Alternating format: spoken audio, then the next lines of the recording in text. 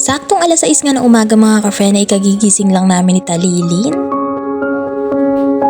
Agad ko nga binuksan itong aming pintuan pati na nga rin itong aming bintana para naman nga makapasok itong liwanag sa loob ng aming bahay at na makasingaw-singaw nga rin din. At ayan na nga mga ka-friend, wala nang suklay-suklay, agad-agad nga itinali ko na agad itong aking buhok. Nung maitali ko na nga itong aking buhok mga ka-friend ay pinuntahan ko nga itong si Talilin at pinasuot nga ng tsinelas. Binuhay ko na nga rin itong aming TV mga ka-friend para nga makapanood siya at na ako nga ay makapaglinis-linis naman.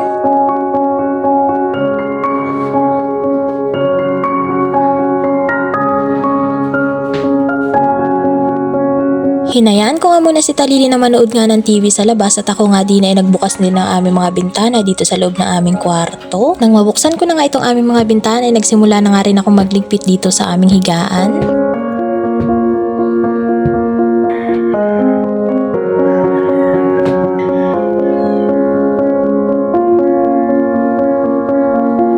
Natapos ko naman ligpitin yung aming higaan mga ka-friend at ayan nga nilagyan ko lang ng asiti ang tiyan at paa ni Talilin. At tanggalan ko nga pala ng diaper ngayon si Talilin mga ka-friend kaya nga linagyan ko siya ng asiti dahil huhugasan ko na nga rin siya. At dahil nga malamig ang klima ngayon mga ka-friend kaya ayan sa tuwing huhugasan ko nga si Talilin ay gumagamit ako ng mainit na tubig.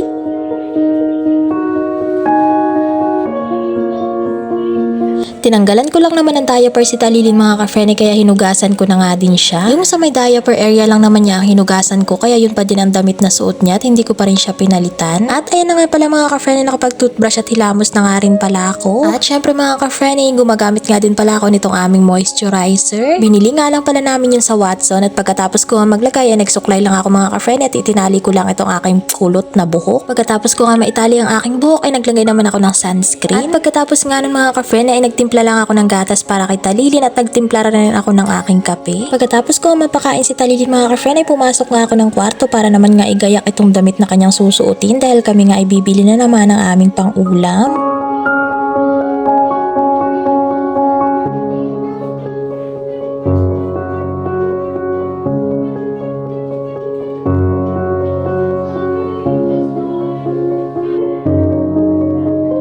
Natapos ko na nga palang bihisan itong si Talilin mga ka-friend at sa ngayon nga itinatalian ko naman ang kanyang buhok. Tapos na nga rin pala ako magbihis at kinuha ko na nga dito sa ilalim namin ang aming eco bag at ang aming payong.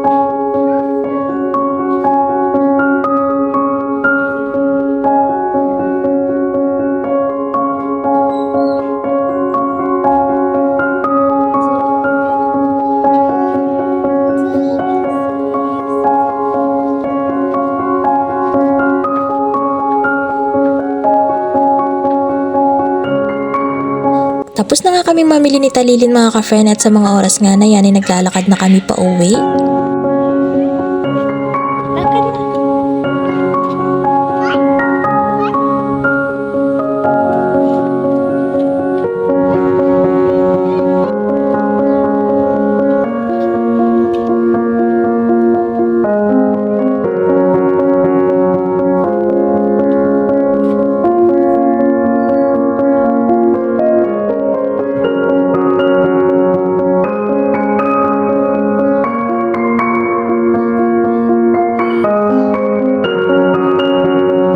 Hanggang dito na lang mga ka-friend for today's video. Maraming salamat sa inyong panunood. Subscribe naman kayo sa aking YouTube channel mga ka-friend. Yun lang. Thank you!